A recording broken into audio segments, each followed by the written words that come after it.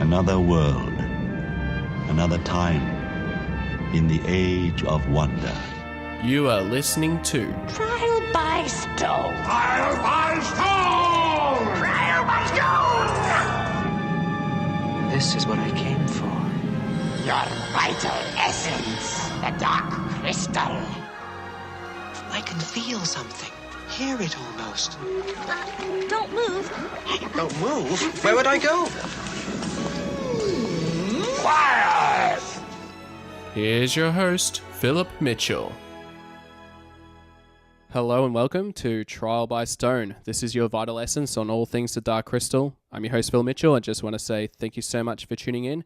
And with me, as always, is my co-host for this episode, Jaime Prater. Jaime, thank you so much for being on the show. Hello, my brother from another mother, literally. How you doing?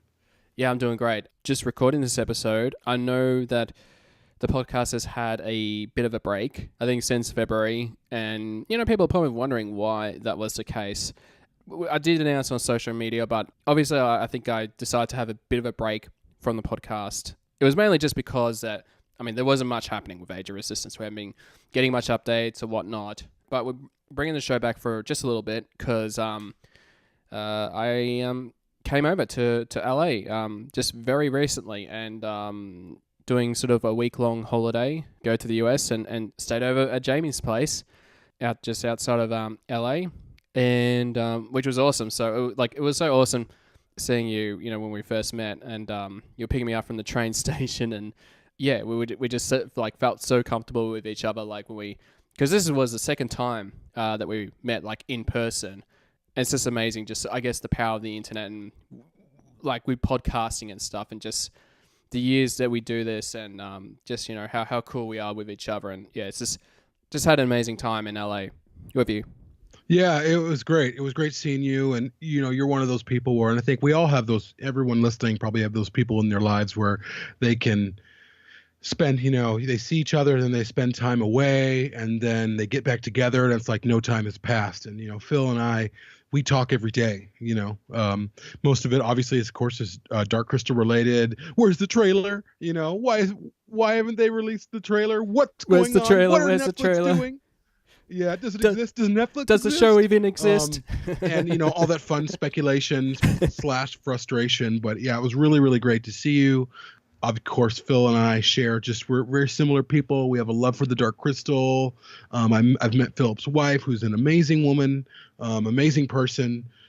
So yeah, but it was great to meet up and spend time in LA and do what we did. Yeah, absolutely. Yeah. So, a couple of things that we did is we did record a couple of podcasts for the Dark Crystal Minute. So, those shows are going to come back. I know we've had a bit of a hiatus with those shows, but I do definitely plan to bring them back, which is really cool. So I'm definitely, as we're sort of waiting for stuff with Age of Resistance, there's been a lot of things happening in the background, having a break, but I'm actually been recording quite a number of shows in the background. So I have episodes of the Gathering songs. I have quite a few episodes about Beneath the Dark Crystal, which for any new listeners, that's a sequel to Power the Dark Crystal, which is a new comic book series. And of course, the books with Tides of the Dark Crystal. So we're still recording those shows. I think once we get Tides of the Dark Crystal all sort of completed, then those shows will come out very shortly. And same thing with Beneath the Dark Crystal. So there's going to be a lot of content coming your way on the internet, of all places, of course. And it's just a very exciting time as we, continue waiting for Age of Resistance. So, but I might as well talk about why I went to LA. There was a couple of, the big reason was actually just to see Jaime. But also the other reason was we were very fortunate enough to be able to visit the Jim Henson Company on Monday, which was, for those of you that are listening to the podcast in the future, that would have been on the 22nd of April, 2019. So, which was fantastic. Nicole Goldman made it all happen. So, a big thanks to Nicole from the Jim Henson Company for making it all happen. And this is what this show is really about. We wanted to talk about our experience at the Jim Henson Company and just to sort of, I don't know, just sort of break down, what went down. So, and we're just so excited to tell you what has happened and all that. Yeah, it was really an exciting time, and just the Henson headquarters. Now, I'd been there before, but I hadn't seen a lot of what we saw the second time around, which of course we'll get into. But I will say, when you come in there, you go into reception, and you can see some like puppets and stuff, but you just feel it in the air. First of all, you walk into the reception, and it's this old building. It's Charlie Chaplin's old studios, and all the buildings are preserved. They have renovated it, but they've kept the integrity of it.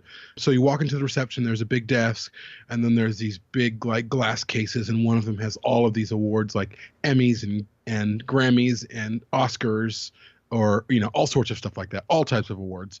And but you can feel the magic in the air, like you're someplace special. And there's this like life-size Kermit sitting on a chair, and they had Julie's Green Room, I think that's what it's called, the Netflix show playing at the same time. And me and Phil were just sitting there waiting and waiting for people to come and kind of take us away and give us a tour. And so again, right when you pull in, it's just there's kind of a hush that is over. There's a lot of people there walking around because they're a recording studio. They have stages where they record puppetry shows, digital puppetry shows, and all of those types of things. But it was really great. It was just a really special thing. Yeah, and like one of the awesome things when you go to reception is you can get a bit of a look at Skekek, the ornamentalist, who one of the Skeksis from the Dark Crystal. So that was actually pretty awesome to see a life size, an actual Skeksis, at the Jim Henson Company. And just being in that reception room it is very magical. But I mean, everything, even around it, it's all very magical, that sort of thing. And then from there, we got to see Nicole, and she introduced herself, so talked about a bit about the company, and also, I mean, that was the thing actually, is that this year is pretty much a 20th anniversary of the Jim Henson Company's sort of opening up in LA, well, in the Chaplin, Charlie Chaplin studios. So so that was kind of cool about that. That's only been 20 years since they've been open, like in LA. Yeah, it was. Yeah, it's awesome. And they showed us there's a little bit of a tour video. We went into a specific theater where Charlie Chaplin used to screen his films, and they showed us essentially this Henson tour video, and it's hosted by, I can't remember their names. So I've got their names. So so it's Bobby Vegan and Samsonite. And these are like two characters that appeared, I think it was like in a television pilot called Tinseltown. Which I don't think it only got as far as the TV pilot, but I think those characters have appeared in other little projects here and there, like the tour video that we saw, and I think a couple other places as well. And they were performed by Brian Henson and Bill Bratter, who Brian Henson is the son of Jim Henson, and Bill Bratter, I mean, he's just one of the masters of puppetry. He does a lot of stuff, and he was actually featured in Frank Oz's documentary Muppet Guys Talking. So that was like a cool video of these two characters sort of doing the tour of the Jim Henson Company, and just them getting into all trouble and all disastrous things that sort of happened to these characters during sort of them trying to do a tour of the of the Jim Henson Company. So that was kind of fun, to watch, yeah. Yeah, it was really fun. It was just they were really funny and slapstick, and they kind of had a Laurel and Hardy vibe to them. And then it ended, and Nicole then started taking us kind of on a tour of everything else, which was really fun. Oh yes, yeah. So like one of the first places that we went to, we went into one of their sound stages. And we walked in, and she told us about this, that they were currently shooting an episode of Word Party, which is a children's sort of television show that is on Netflix.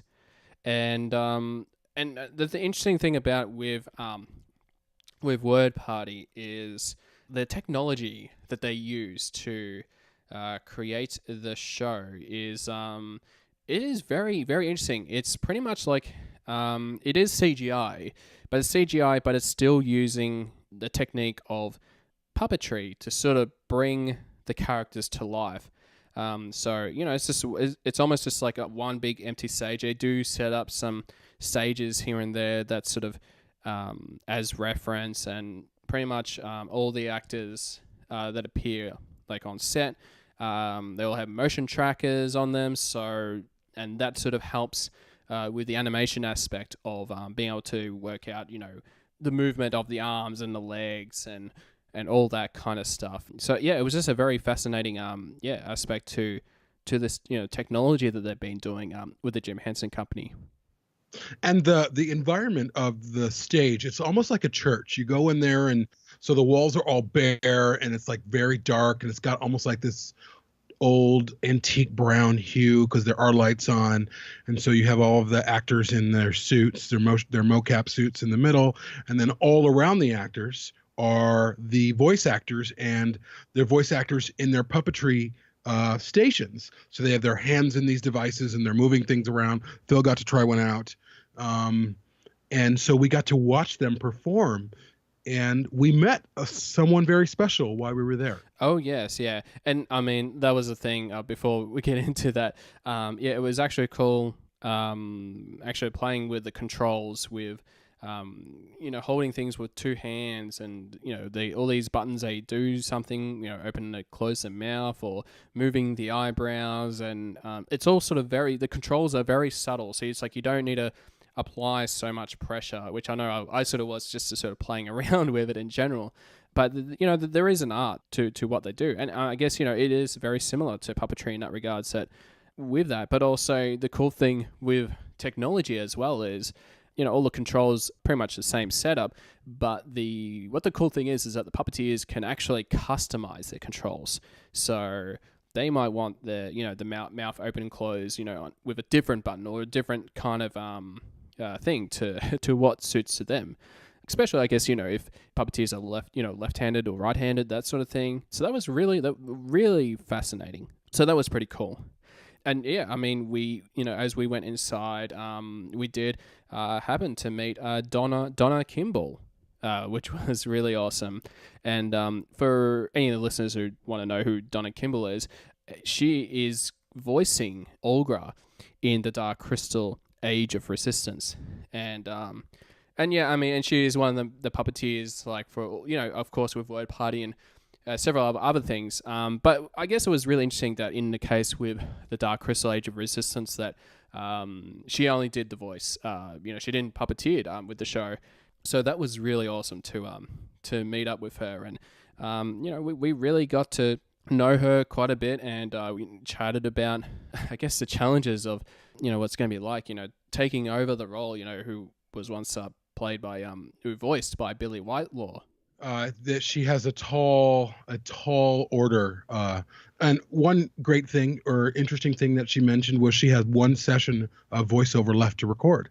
And we talked to her about what that was like. Of course, the big question in the room, the big question everyone probably has on their mind is, well, could you talk about Age of Resistance?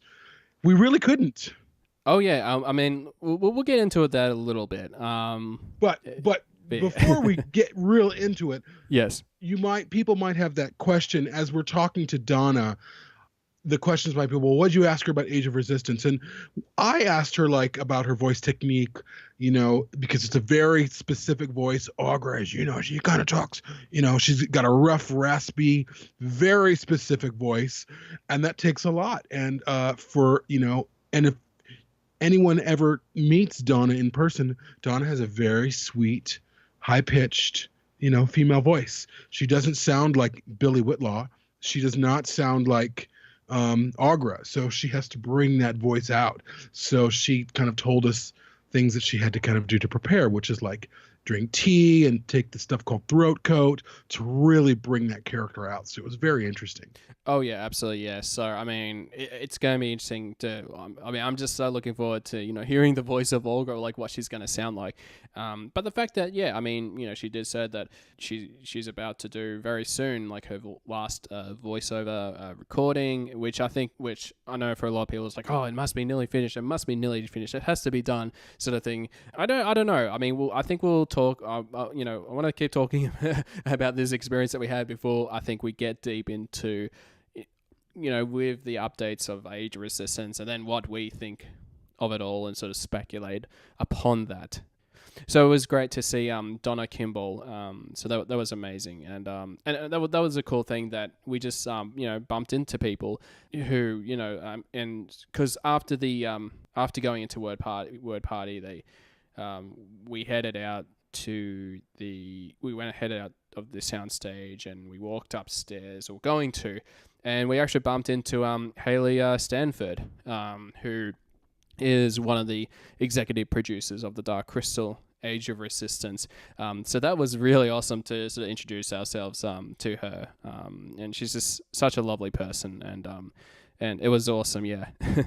Yeah, it was great. She was just so happy and joyful and just full of life and energy. And it was kind of a funny moment there. And I'm, we can talk about it. I just one of those things where we're with Nicole, and Nicole Goldman, she is really kind and just forthcoming and just has great spirit and great energy. And really, we were just humbled to be in their presence. We were humbled that they took time out of their day, because they are, with a show this size, they have a lot that they're doing. I mean, it's huge. It's huge. It's not just, yes, it's on Netflix, but it's huge for Jim Henson.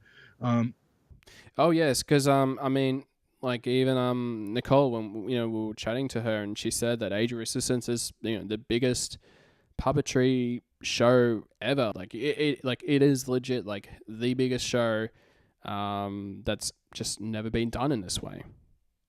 Which is which is incredible, and so I mean, we sort of bumped into Haley Stanford, and this is sort of one of those little moments that sort of happened. Where she actually asked us, by the way, have you guys seen that that New York Comic Con footage? And and I guess we were probably a bit like, oh no, we haven't had a chance to see it. And then she asked Nicole, it's like, oh, can these guys see it? She's like, well, why don't you show it to him? And Nicole kind of looks at her. And she goes, well, I don't know which one I have. And I don't know if they just mean like different versions of it. I don't know what that means. And then she goes, I don't know which one I have. Which one do you have? And then Nicole goes, well, now look what you've done. I know.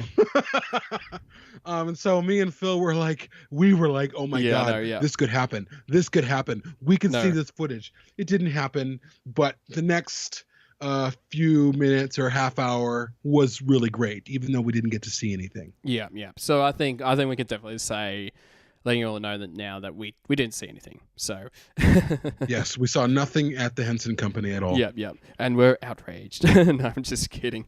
outraged. But we saw, or who we got to see, who we got to speak with, was the next best thing in terms of like people who are at the Henson Studios who came down to meet us, and Phil can talk a little bit more about that. Yeah, I mean, so after meeting up with Haley, we went up to the mural room, which also there was a tour group that was there as well. We actually, I mean, Nicole, we had our own sort of private tour with Nicole, but there was another tour group company that were just about to wrap up, which was called The Adventures of Disney. And what was cool in that room was there was just a big painting, a mural of all of Jim Henson and all the Muppets and characters that he's been associated with. And I think it's the image that you might have seen online. I think so. And that was kind of cool, just looking inside that room and being able to take photos with us in that mural. And it was pretty cool. It was awesome. And before we went in there, actually, me and Phil weren't really sure. She said mural. So we look at each other and we're like, is she talking about the Wall of Destiny? And those of you who don't know what the Wall of Destiny is, most of you do, is that scene in the Dark Crystal right before they go to the castle. Jen and Kira go into the houses of the old ones, and they see this big prophecy on a wall, and they call it the Wall of Destiny. So for a minute, we thought we were going to go see the Wall of Destiny, and I was like, oh my God. But then we realized quickly. I know. And you're like that too, yeah. And I was like that too. I'm like, oh my God. Then we found out that the Wall of Destiny is actually at the Creature Shop in Burbank, which was essentially just kind of right down the street. Not really right down the street, but it wasn't far. But whatever. The mural was fantastic, and we got photos in front of it. But what was pretty awesome was that we actually, I think as we were sort of walking, actually before all that, we did got introduced to Rita, who's one of the producers of the show. We also got to meet, I think, Brian, like those two pretty briefly. And I can't remember what, I feel so bad because I've pretty much forgotten. No, it wasn't Brian Henson. So sorry, Brian, if you're listening to this, I kind of feel bad. But I know, like, it was all sort of in a bit of a rush, and just, I think it was just the whole experience, like, being there was just so surreal, and just trying to take everything in, and yeah, it was just so magical, so wonderful. It was, but when she took us upstairs to the offices, I was already like right away. I was like, is there anything on the wall? Is there a picture? Is there a poster? Is there a puppet around? I was like looking everywhere to just like recon to see what we could see. I mean, of course they know better than that, but I wasn't gonna let an opportunity pass me by to see if I could see something. Oh yeah, because I remember you were the one that spotted. You saw a podling in one of the offices, like near reception. Yes, yeah. A slave podling. Yes. No. I'd never seen that before, and I wanted to go in there, and I was looking, and Nicole was like, "Oh, we can't go in that room." Yeah, I know. Like, no. So that was kind of funny. But yeah, I mean, it was just great. And then we went downstairs, and then, we hear a couple of people coming down the stairs, and then they introduced to us, and then that was Jeffrey Addis and Will Matthews, who are the writers, and essentially they were the creators of the Dark Crystal Age of Resistance. So that was an awesome surprise, I think, that we both got to meet with them, and got to chat to them a little bit, and yeah, it was pretty awesome. Yeah, it was awesome. And also we were kind of on our way out, like we knew that the tour was kind of ending, and they came downstairs and they were like, we heard you guys were here and we wanted to come and see you, and we wanted to say hello. And it was really like, I mean, I know, like, Phil started this, you started this, Phil, this podcast, but right when sort of like I met you in the end of 2014, I believe. And that's around the same time you started, but you started this before me, of course. I've been on and off. Now I'm kind of full-time on, a full-time host with you. But you started this before, into essentially this little podcast that could, and to have the writers of this show that we've been thinking about for 2 years, a show that we could have never imagined. And these guys who photos we've seen them online, we've seen them make comments, to have them come downstairs and say, we really wanted to meet you, was humbling. And it was just a really great thing. Oh yeah, it was just so incredible to just for them to actually be like, hey, yeah, we heard that you were going to be here today, and they just wanted to shake our hands and just say, and that they are fans of the podcast, that they love listening to all the episodes, or that we've done of Trial by Stone. So that's been kind of fun, and I think they sort of had fun listening to the show. And I mean, it was kind of even crazier to hear that I think they were talking about that themselves and Louis Leterrier listening to the podcast. And I think there was sort of a joke that, while they were in London, they were listening to an episode. I think we were talking about probably the Age of Resistance speculation episode. I think it might have been at that episode with us too. And I think, we were sort of like, oh, does the show really exist? Because it's just so surreal to us. And they're like, man. And, and Louis and well, Jeff and was sort of like to Louis, I'm like, they don't think the shows exist. And it's like, and then they were just like, well, let's just get back to work and continue shooting with the Dark Crystal Age of Resistance. So And I think he was actually responding to, because they're in the groups. I mean, I don't know in what capacity they're in the groups, but it seemed like he had said that he had seen something, someone post something in the group. It might have been the Age of Resistance group. Someone says, does this show even exist? And I think part of that comes from, and we should probably talk about that a little bit in terms of like, because there's a lot of people, of course, we've been kind of like, where's the show? Where's the trailer? It's been 626 days and we're all waiting. We're all excited. And there is a little bit of frustration. But we should, I think, talk a little bit about that. Like why, like people, it's been about 2 years since the release. It'll be 2 years on May 18th. Of course, they released 3 amazing character photos of Rian, Deet, and Bria. And then we saw the photo of essentially the stars of the film, which were the puppeteers in front of that tree, which were great. But that's it. There was nothing at New York Comic Con unless you were there.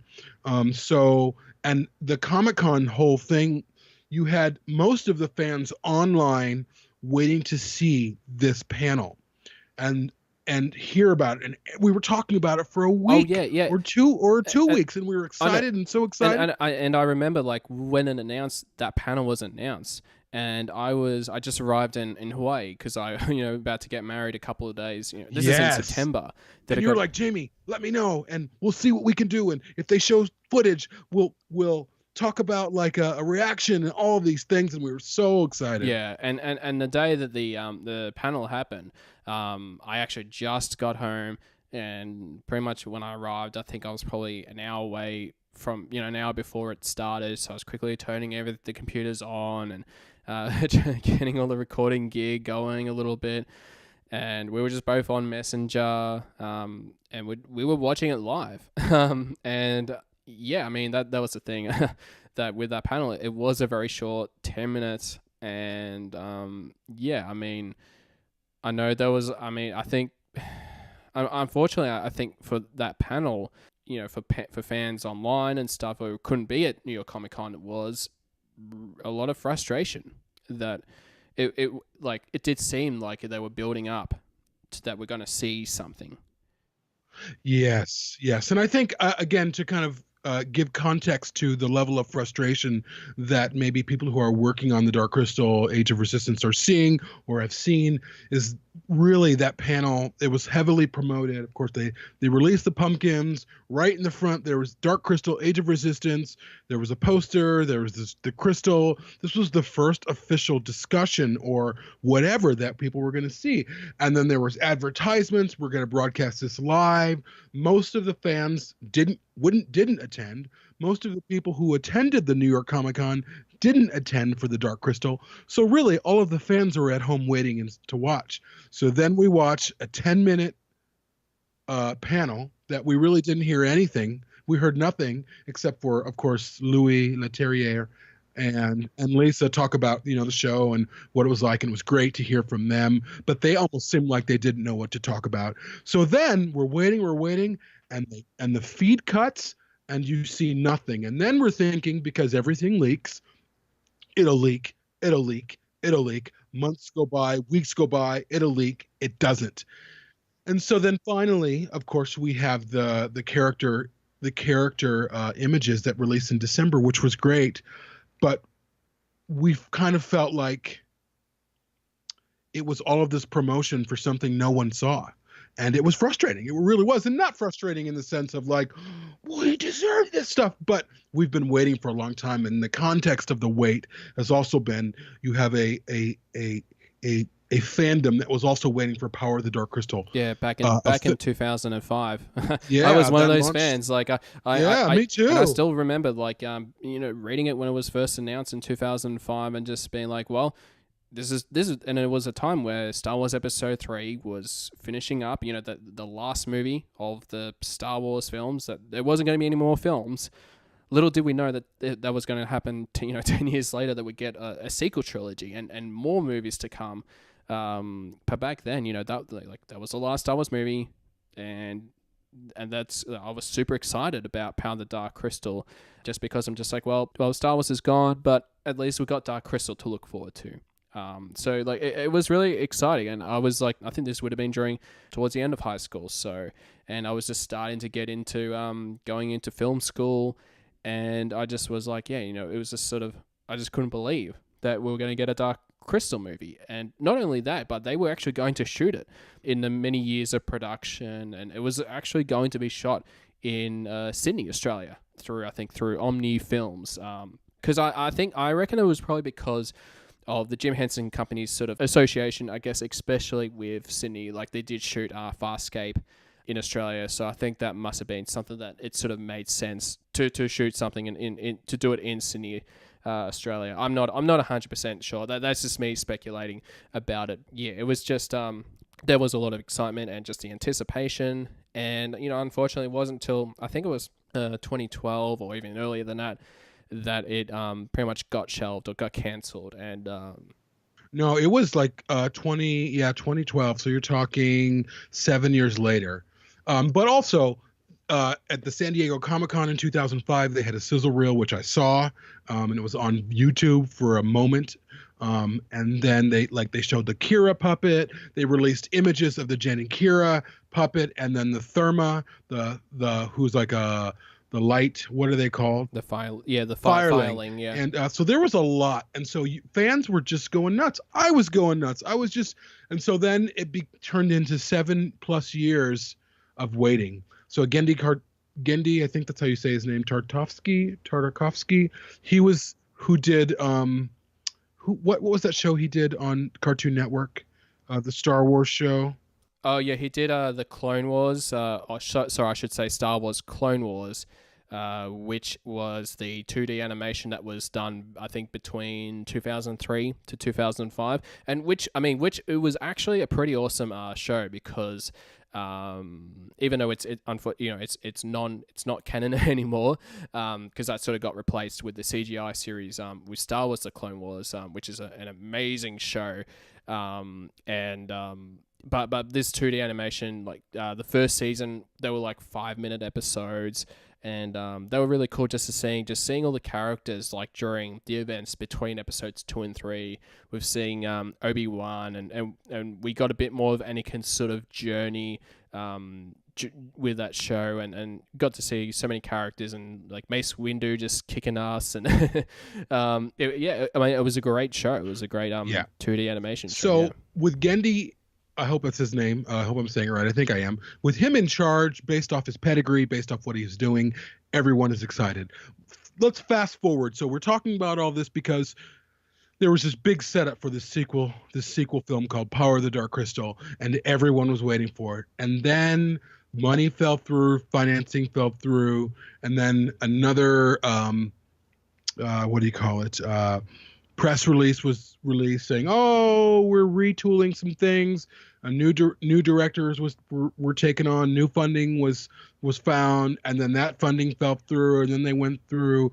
Finally, ending up with Omnilab and the Spirit Brothers, and then that fell through, and then so really we heard nothing until years later, which was probably 2015 or 2016, that we found out from the Henson Company that the Power of the Dark Crystal was going to be turned into a comic. But this discussion we're having right now isn't about the Power of the Dark Crystal. It's more about the frustration that I think, and the trepidation that the fans are feeling, and the idea that a lot of people have seen footage of not a lot of people, probably in terms of Dark Crystal fans, a handful of them saw some footage at a New York Comic-Con that was heavily promoted, and then silence.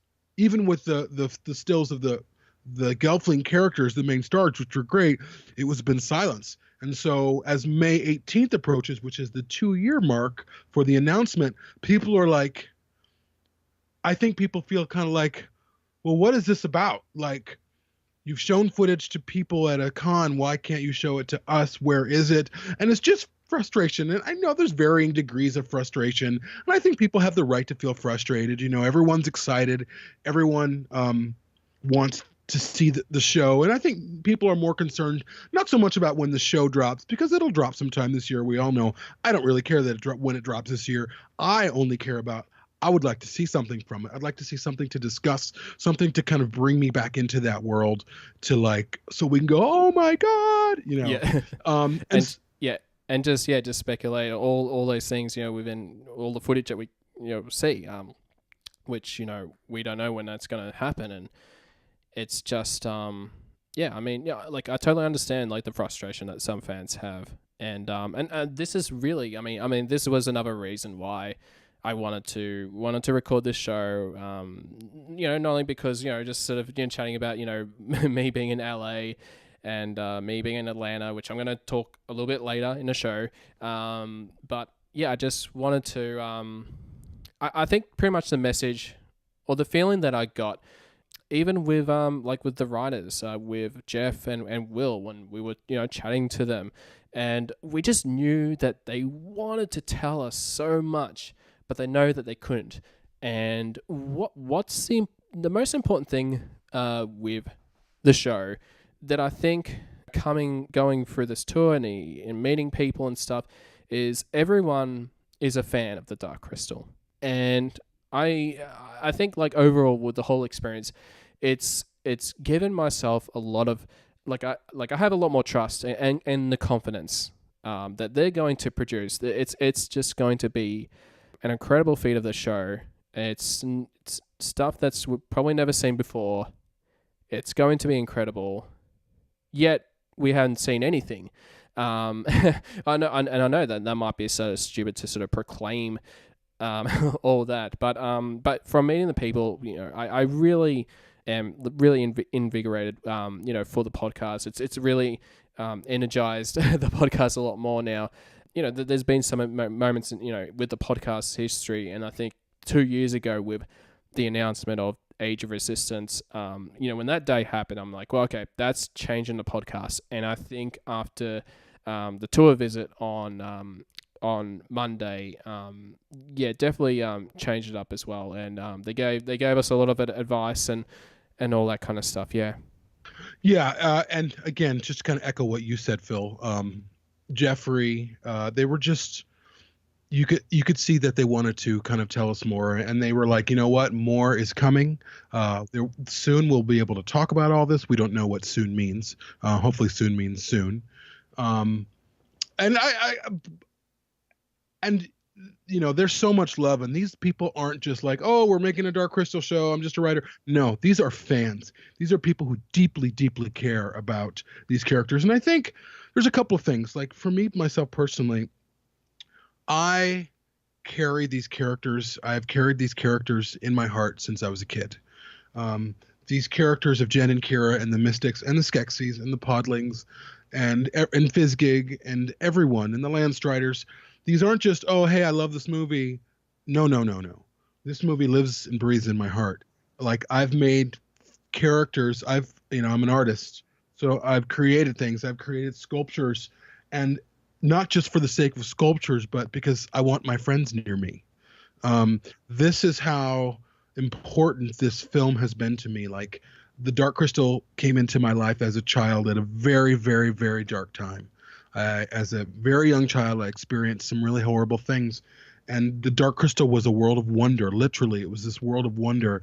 And I got to go on a journey with Jen and Kira. And I was able to, thanks to VHS, go on that journey over and over and over. And even as a kid, like I built full-scale puppets of Jen and Kira. And I wanted to be a puppeteer. And I wanted to create and build things. And I was going to put on a play of the Dark Crystal, and I had built sets and all these things that never happened, but the love was there. So that's what this film has meant to me. So me being excited about the Dark Crystal, and I would imagine, obviously you, Phil, but everyone who's excited about it, these characters live and breathe inside of us.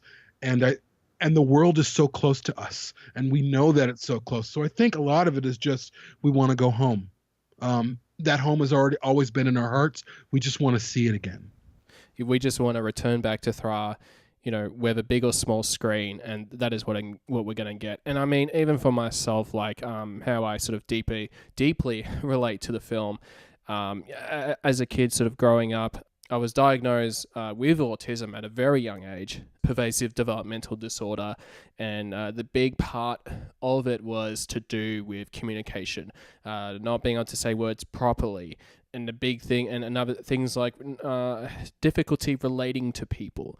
as a kid, I would always go see a speech pathologist or a speech therapist, Darko, and I always visit him once a week during my early years, like in primary school, and just learning how to say words properly. I think I remember like having trouble pronouncing the word "the." I would always say "va," like as in "va," and not "the" "the" sort of thing, and many other words. Like falavam. Which of course is falavam, that sort of thing. And I guess with relating, and that's sort of the magical thing about with puppets is that it's just a thing that there's kids, we have always loved Sesame Street and all every kid that's probably seen Sesame Street loves the characters and whatnot, and I was one of those kids too. But I think I deeply related to those characters in a way, like much more than real people, in that way. And I think that with the Dark Crystal especially, I really related to Jen so much, and I think the big reason was that the way he spoke. I mean, the English was very simple and it was easy to understand. And I think it's like being able to, it was a film that I was able to sort of follow the journey with Jen. And I just felt deeply connected to him in such a personal way. And I know a lot of fans, we'll have these stories, and I just wanted to sort of share with you all, that how much the Dark Crystal means to me, and as it does to you, Yeah, and they're not just stories of like. Stories are important. We live and we grow with stories, whether you're growing up in a religious setting where they're telling you stories of the Bible or the Quran or whatever, or the Talmud. You grow up surrounding by stories. Like I grew up in America's last hippie commune, and it was a place of wonder until about 9 or 10 when something terrible happened to me, and it became this dark thing. And I experienced the Dark Crystal during this time, right after this thing had happened to me. And it was like the doors of wonder opened, and I entered into the land of Thra, and I never left. And my heart still lives there. And I had seen Star Wars before. I'd seen Return of the Jedi in the theaters but the Dark Crystal was a different thing. The Dark Crystal was like being taken away on this journey away from all of the darkness that had happened. And I didn't leave this commune until I was 23. So that's the power of this film. It's the power of these stories. So Jen and Kira, they inform my everyday. But I think all of us from all different walks of life, whether it's whether it's Jim Henson or Louis Leterrier or the writers or everyone, we all have stories that have informed our lives and affected us. And I just feel like it's important to talk about that, but certainly in the context of this is sort of what we're bringing as we're excited, as we're waiting on to see footage of Age of Resistance. This is where kind of all of this has come from. And I think part of the frustration too for people might be seeing shows that weren't announced until a year and a half after Age of Resistance, and they're dropping trailers, they're dropping all sorts of things, images, and whether it's The Mandalorian or Star Wars or all of these things, and the Dark Crystal fans are like, is this show even happening? I know, yeah. It doesn't even exist. Yeah. Yeah, and it's not. I think we know that. Oh yeah, it exists, we do. I mean, I must admit myself. I think when I've said that, like, I probably did. I did say it like, sort of lightheartedness, sort of jokingly, like, like of course I knew it existed, but I think it's just it is so surreal. What we're going to be getting later this year, or whenever the show's going to come out. And it's just the power of the film with the Dark Crystal that I think, like I love Star Wars. I love Star Wars so much, but the Dark Crystal really has that suspension of disbelief. There's no human characters. It's all puppets. They're not just puppets, they're creatures. And I think that's important to say that, even though it's like, I mean, the podlings and the gelflings, like, and so many other, creatures and stuff, they were all sort of puppetry, traditional, techniques, but they're creatures, like, if you really want to think it that way. And, yeah. Absolutely. Yeah. And I keep thinking, and I know I've told you this before, and we've talked with people about this. I remember as a kid seeing Agra, thinking, "Where is this lady live?" Like I had no idea that Agra was not a real person or a real thing. The puppetry was so amazing, and you hear puppetry, so people think puppets, Muppets. It's not. It's photo real. They look like they look like human flesh, or even though it might be like the Skeksis, which are of course like lizards or birds or whatever, but they all look real. There's no humans in it. It is a world unlike any other I've ever seen, aside from like maybe all CGI stuff or stop motion animation or something like that. The Dark Crystal and definitely the Age of Resistance is a world unto itself. Yeah, it certainly is, and that's something we're just so excited with Age of Resistance, sort of going back into the world of Thra. Yeah, I mean, we're just sort of waiting to see what things we're going to see for the first time. Because it's in this time period where there's a lot of Gelflings, there are a lot of Skeksis. It's such a big, massive world. It's just incredible. What we're going to see whenever we do see it. Yeah. Yeah. And then you have J.M. Lee's books, which have been released, which I've only read the first one, not all of it, because I really feel like if I'm going to be reintroduced to the world of the Dark Crystal, I want the show to do that. I don't want the books to do that. But again, they've been re-released with these gorgeous, beautiful covers that are worthy of J.M. Lee's writing. And J.M. Lee is a fantastic writer who's created a rich and beautiful world within Thra, with stories kind of unfolding around, presumably around Age of Resistance. And I'm really glad that they redid those covers. They really are really beautiful covers. Whereas originally they were like, it's kind of, and the books haven't been really promoted through Henson that much. The comics, the sequel, prequel comics haven't been promoted through Henson.com. So I think again, a lot of the maybe frustration is you don't see a lot of promotion for a lot of things.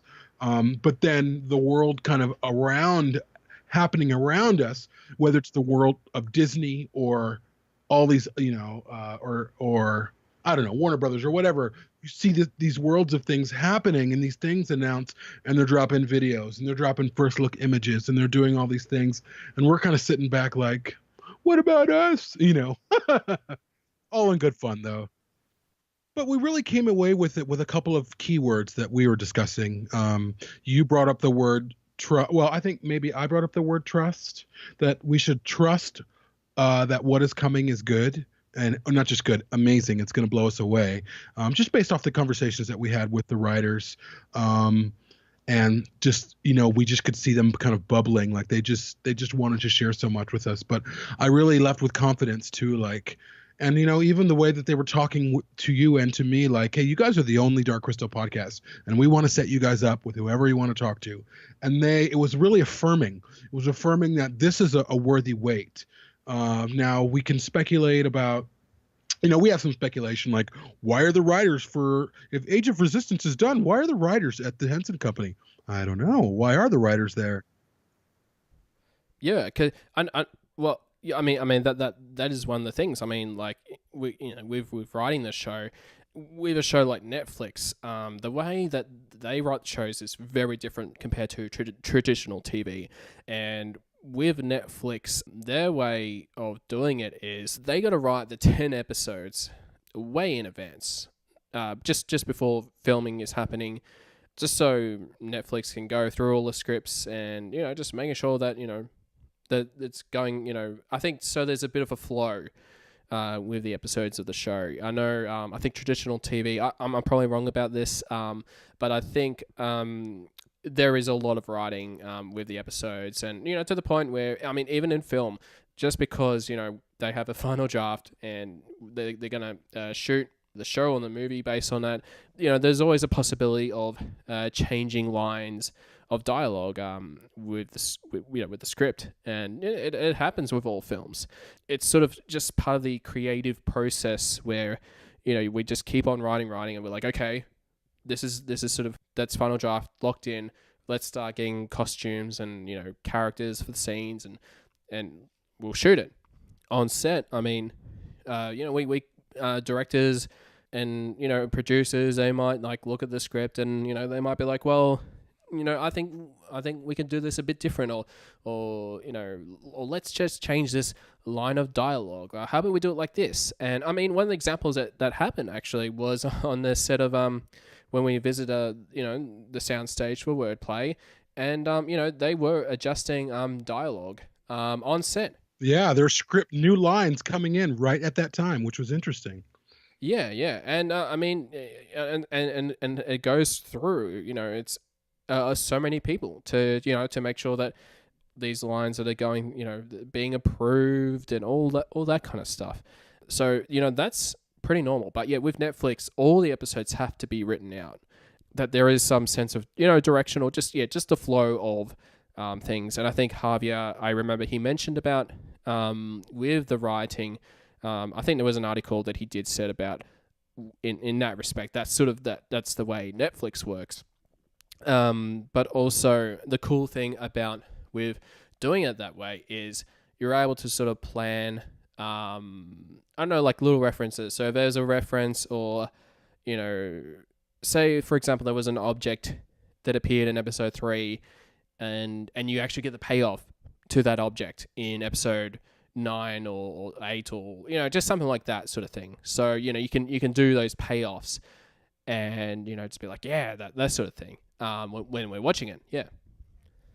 And typically for a lot of shows like that are on regular television, I mean, me and Phil both went to film school. Like, I'm a writer. I actually have a web series launching on Friday, a very small web series, but Phil and I are very familiar with sort of the process. But oftentimes with shows, you have a show written and they film it, and then they're working on the next script, and then they're going to film that.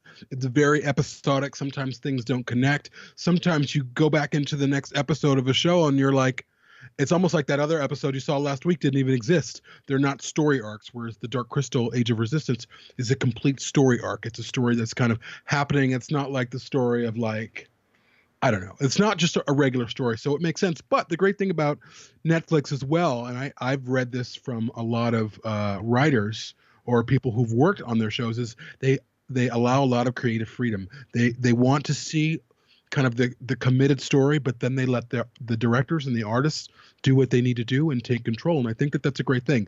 That's why a lot of artists and directors are clamoring to streaming services, because you can make and create work that a lot of film studios just aren't interested in because they're so risk averse. So it's going to be amazing. Yeah, absolutely. So I guess we're coming to the point of, I know the fans are just wanting to know that why were the writers there? And I mean, there's so much we can speculate, which I like. I don't know why they were there. I mean, they might just happen just to drop by, on the day. They probably heard. I don't know if that was the case, or it could be. I mean, maybe they're still fine tuning the scripts for season 1, because as we know that they have been doing ADR, so it does open up potential possibilities of them being able to adjust some dialogue with ADR. And then you're probably saying, well, they did talk English on set, doing the ADR. Because, of course, we know with the Dark Crystal, with the Skeksis and Mystics, that they just talk in their own language. And it wasn't later that it got redubbed into English. And, of course, with the show, we would safely presume that all the characters, it's the same thing. All the characters spoke in English. And you got the voice actors sort of dubbing the voices. But the cool thing is they can possibly adjust dialogue. So if you had a shot behind, like over the shoulder of just getting a reaction shot of a character, but we're hearing the voice of another Skeksis like off screen, there is a possibility you can actually adjust the dialogue like for that moment, for example, or even based on the syllables. So if they really want to, if there's a shot where the say Skeksis is talking and they're like, well, we're thinking maybe we should change this line a bit. So there is that possibility that they could do that. So I think that could be one of the many reasons why those writers were there. Because with season 1, I mean, that was pretty much all written out because the show was started filming in November 2017 was when it first started filming. Which actually is a tidbit. We should say that we asked, how long has this show been in the works? Because we know it's been more than 2 years. You can't make a 10-hour show featuring photoreal puppets in huge sets with all these puppeteers in 2 years. She just can't do it. And it seemed like, based off what Nicole said, she wasn't really sure, but it seemed like this show had been in the works for a good 5 or 6 years. So there's a little bit of tidbit of information. Yeah, so I think pretty much like after With Power the Dark Crystal kind of got scrapped, which, I mean, they ended up just adapting it as comic books, and I think they still wanted to do something with the Dark Crystal, and I think probably from, working on Power the Dark Crystal, that I think going back into that prequel era, that there's a lot of opportunities for storytelling in that era, in a world where the Skeksis and the Mystics are there, and there's hundreds of, probably even 1,000 Gelflings living on Thra, or on the Scarith region. Just only one little piece of Thra that we're seeing in the show. Yeah, which is incredible. All in all, it was just a really amazing time, and we didn't expect to meet the writers. We didn't expect to meet Haley Stanford. Of course, like we said, we walked away from the Henson Studios re-energized, completely excited, driving home like, well, we have a lot to talk about, even though we didn't see anything, we didn't hear anything, they couldn't get us any information or show us anything. We were like, we have things that we can talk about. We can put out this episode, what we're putting out now, in terms of just a little bit of a recap. And we just felt like, Philip, you said it earlier in the day, like this was kind of a celebration of the Dark Crystal and the road ahead. And once 10 hours of the Dark Crystal drops, Trial by Stone is going to be going into overdrive, and that's going to be after shows and, oh my God, puppeteers and voice artists and writers and directors and whoever. There's going to be so much content coming from this podcast, the only Dark Crystal podcast. It's like those GIFs where it goes mind blown. I'm really, really excited. Yeah, absolutely, and same here. Yeah, and especially like when Nicole just said to us that we're not going to make a Dark Crystal podcast. You guys are the Dark Crystal podcast. And sort of after hearing that, it was just such an honor with that, and it sort of felt like like I sort of joked to myself that it felt like I was Peter Parker in the Avengers Infinity War, where with Tony Stark, where he's like, okay, you're an Avenger now, Spider-Man. just that big smile on the face for us, with yourself and myself, and even with Ethan now, who's sort of a new addition to the Trial by Stone podcast network, which I know unfortunately he couldn't come to record this episode, but he will definitely be back in future episodes of Trial by Stone. But yeah, I mean, it was just such an honor to be in the presence and really for us to introduce ourselves to them. And it's just amazing that, the people that work on the show listen to the podcast. So if you are listening, I just want to say thank you so much, Father Varm. And yeah, it was just such an incredible moment. And I know, like, sure, we didn't get to see anything, unfortunately, with Age of Resistance. But yeah, it like afterwards, on the drive home, like I just felt like we have complete trust and faith with them, what they're going to pull off with the Dark Crystal Age of Resistance. Yeah. Yes, and we felt like we're part of the family now. We're on this road of this history-making show that nothing like this has been attempted since 1982, and we were like, you know what, we're good. We have a lot to talk about. Yeah. So yeah, I mean, it was a lot to take in, but yeah, it was such a fantastic time, and yeah, I'm just glad that I was just so thankful to Nicole to give us the opportunity to visit the Jim Henson Company in Los Angeles and really got to see everyone there. It was just an amazing day. Yeah.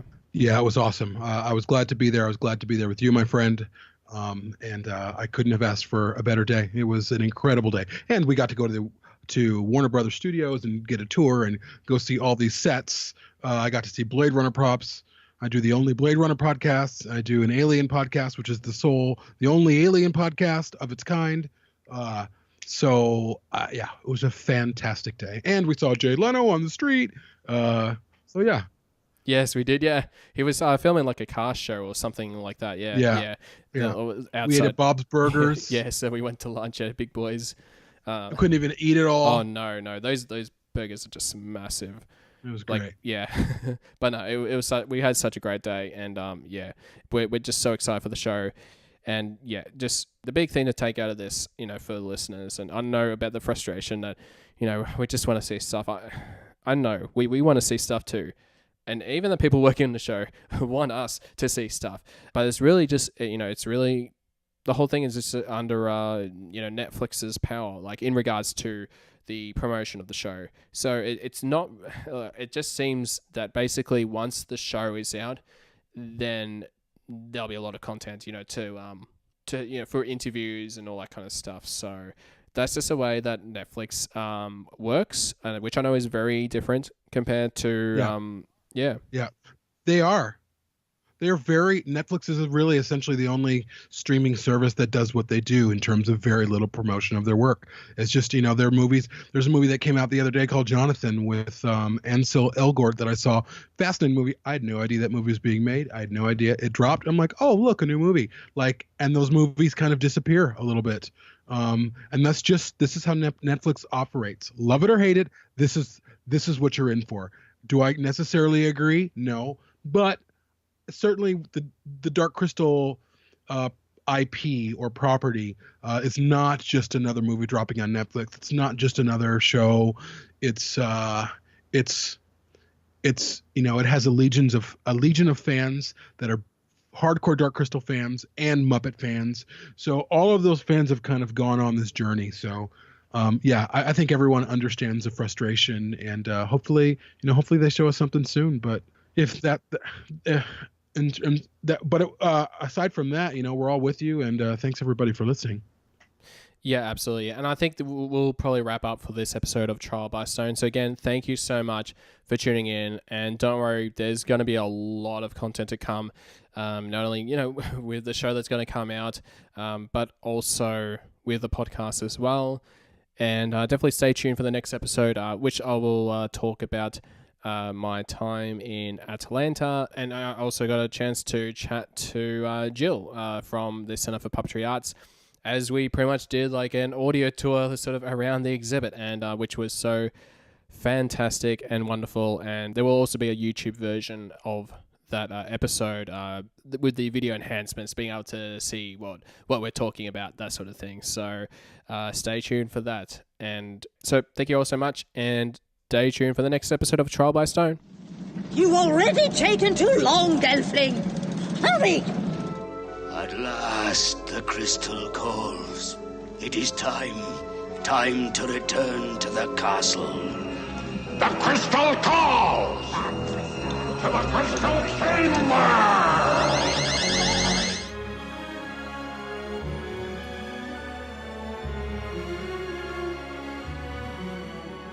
So that's all the time I have for this episode of Trial by Stone. If you'd like to get in contact with us, you can do so at darkcrystalpodcast@gmail.com. You can follow us on Facebook at facebook.com/darkcrystalpodcast. We're also on Twitter at darkcrystalpod and on Instagram at darkcrystalpodcast.